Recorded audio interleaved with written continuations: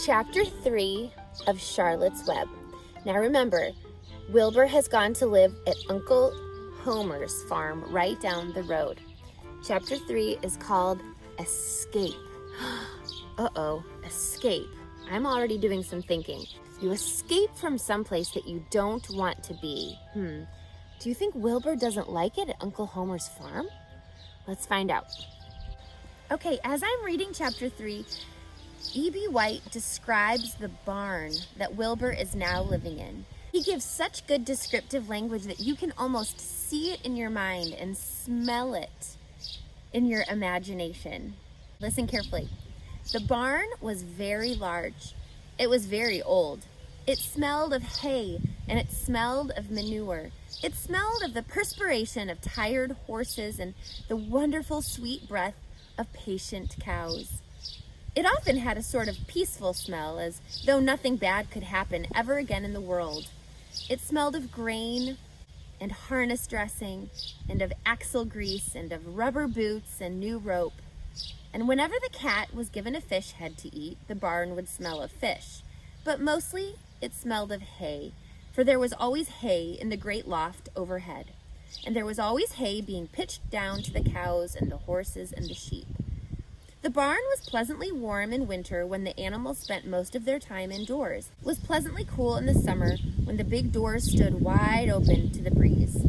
The barn had stalls on the main floor for the work horses, tie-ups on the main floor for the cows, a sheepfold down below for the sheep, a pig pen down below for Wilbur, and it was full of all sorts of things that you find in barns: ladders, grindstones, pitchforks, monkey wrenches, scythes, lawn mowers, snow shovels, axe handles, milk pails, water buckets, empty grain sacks, and rusty rat traps. It was the kind of barn that swallows like to build their nests in. It was the kind of barn that children like to play in. And the whole thing was owned by Fern's uncle, Mr. Homer L. Zuckerman.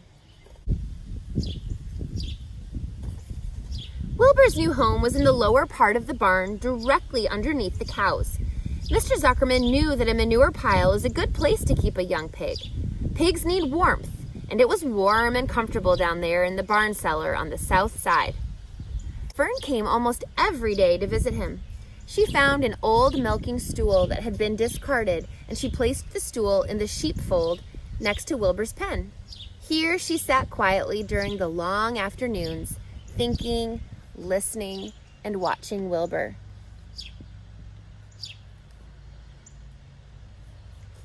The sheep soon got to know her and trust her. So did the geese, who lived with the sheep. All the animals trusted her. She was so quiet and friendly.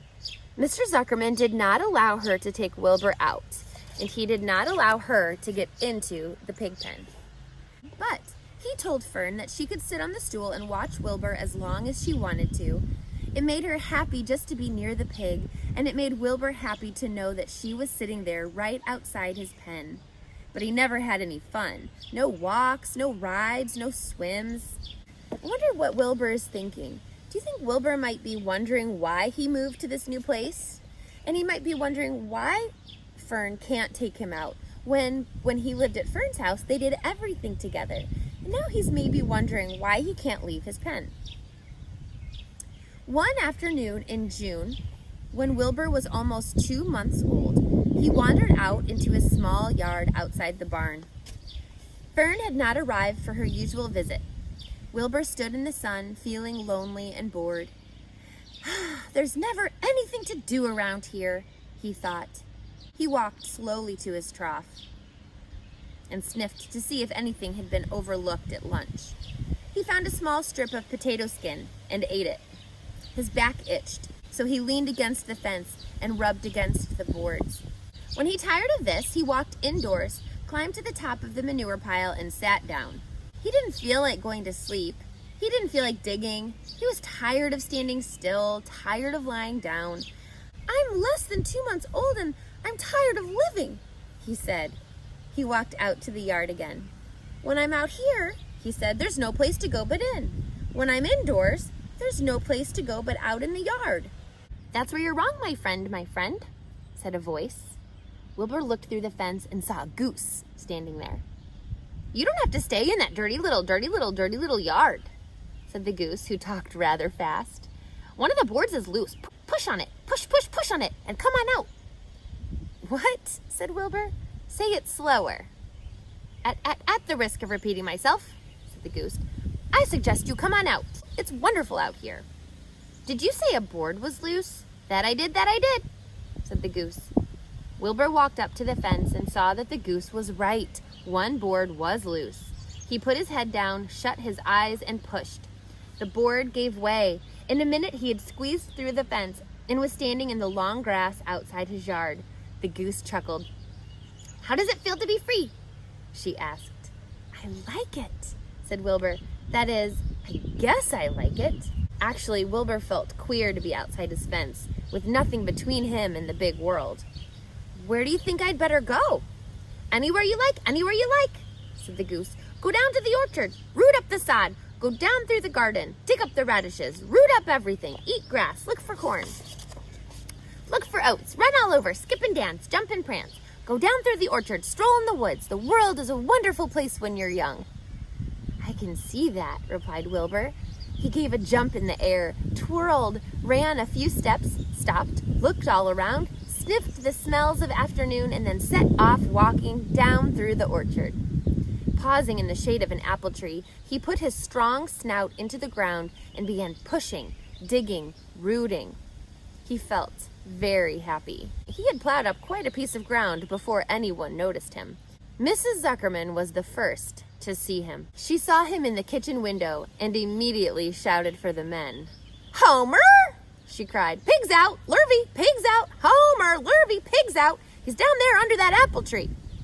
Now the trouble starts, thought Wilbur. Now I'll catch it. The goose heard the racket, and she too started hollering. Run downhill! Make for the woods, she shouted to Wilbur. They'll never catch you in the woods. The Cocker Spaniel heard the commotion, and he ran out from the barn to join the chase. Mr. Zuckerman heard, and he came out of the machine shed, where he was mending a tool. Lurvy, the hired man, heard the noise and came up from the asparagus patch, where he was pulling weeds. Everybody walked toward Wilbur, and Wilbur didn't know what to do. The woods seemed a long way off, and anyway, he'd never been down there in the woods and wasn't sure he would like it. Get around behind him, Lurvy, said Mr. Zuckerman, and drive him toward the barn, and take it easy, don't rush him. I'll go get a bucket of slops. What do you think that bucket of slops is going to do? You think it's going to help tempt Wilbur to come back to his food? The news of Wilbur's escape spread rapidly among the animals on the place. Whenever any creature broke loose on Zuckerman's farm, the event was of great interest to the others. The goose shouted to the nearest cow that Wilbur was free, and soon all the cows knew. Then one of the cows told one of the sheep, and soon all the sheep knew. The lambs learned about it from their mothers. The horses, in their stalls in the barn, pricked up their ears when they heard the goose hollering, and soon the horses had caught on to what was happening. Wilbur's out, they said. Every animal stirred and lifted its head and became excited to know that one of its friends had got free and was no longer penned up or tied fast. Wilbur didn't know what to do or which way to run. It seemed as though everyone was after him. If this is what it's like to be free, he thought, I believe I'd rather be penned up in my own yard. The Cocker Spaniel was sneaking up on him from one side. Lurvy, the hired man, was sneaking up on him from the other side. Mrs. Zuckerman stood ready to head him off if he started for the garden. And now Mr. Zuckerman was coming down toward him, carrying a pail. This is really awful, thought Wilbur. Why doesn't Fern come? And he began to cry. The goose took command and began to give orders. Don't just stand there, Wilbur. Dodge about, cried the goose. Skip around, run toward me, slip in and out, make for the woods, twist and turn. The Cocker Spaniel sprang for Wilbur's hind leg. Wilbur jumped and ran. Lurvy reached out and grabbed. Mrs. Zuckerman screamed at Lurvy. The goose cheered for Wilbur. Wilbur dodged between Lurvy's legs. Lurvy missed Wilbur and grabbed the spaniel instead. Nicely done, cried the goose. Try it again. Run downhill, suggested the cows. Run toward me, yelled the gander. Run uphill, cried the sheep. Twist and turn, honked the goose. Jump and dance, said the rooster.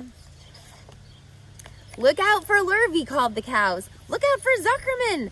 yelled the gander. "Watch out for the dog!" cried the sheep. Listen to me, screamed the goose. Poor Wilbur was dazed and frightened by all this hullabaloo. He didn't like being the center of all this fuss. He tried to follow the instructions his friends were giving him, but he couldn't run uphill and downhill at the same time, and he couldn't twist and turn when he was jumping and dancing, and he was crying so hard he could barely see anything that was happening. After all, Wilbur was a very young pig, not much more than a baby, really. He wished Fern were there to take him in his arms and comfort him. When he looked up and saw Mr. Zuckerman standing quite close to him, holding a pail of warm slops, he felt relieved. He lifted his nose and sniffed. The smell was delicious. Warm milk, potato skins, wheat middlings, Kellogg's cornflakes, and a popover left from the Zuckerman's breakfast. "Come, pig," Mr. Zuckerman said, tapping the pail. "Come, pig." Wilbur took a step toward the pail. No, said the goose. "It's the old pail trick, Wilbur. Don't fall for it. He's trying to lure you back into captivity-ibbity. He's appealing to your stomach." Wilbur didn't care. The food smelled appetizing. He took another step toward the pail. "Pig, pig," said Mr. Zuckerman in a kind voice, and began walking slowly toward the barnyard, looking about him all innocently, as if he didn't know that a little white pig was following along behind. "You'll be sorry," called the goose. Wilbur didn't care. He kept walking toward that pail of slops. "You'll miss your freedom," honked the goose. "An hour of freedom is worth a barrel of slops." Wilbur didn't care. When Mr. Zuckerman reached the pig pen, he climbed over the fence and poured the slops into the trough. Then he pulled the loose board away from the fence so there was a wide hole for Wilbur to walk through. Reconsider, cried the goose. Wilbur paid no attention. He stepped through the fence into his yard.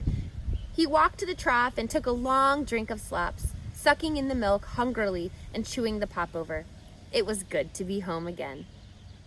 While Wilbur ate, Lurvy fetched a hammer and some 8 penny nails and nailed the board in place. Then he and Mr. Zuckerman leaned lazily on the fence. Mr. Zuckerman scratched Wilbur's back with a stick. "He's quite a pig," said Lurvy. "Yes, he'll make a good pig," said Mr. Zuckerman. Wilbur heard the words of praise. He felt the warm milk inside his stomach. He felt the pleasant rubbing of the stick along his itchy back. He felt peaceful and happy and sleepy. This had been a tiring afternoon. It was still only about 4 o'clock, but Wilbur was ready for bed. "I'm really too young to go out into the world alone," he thought, as he lay down. So what did we learn from Wilbur in this chapter? What are some character traits you've learned about Wilbur from this chapter? Think about it. We know that he's young, he's immature, he thinks he wants to go out and escape and be into the wild, but he really doesn't, does he? He doesn't know anything about being on his own. He's been cared for by Fern all this time. He really prefers the safety of his barn. Stay tuned for chapter 4.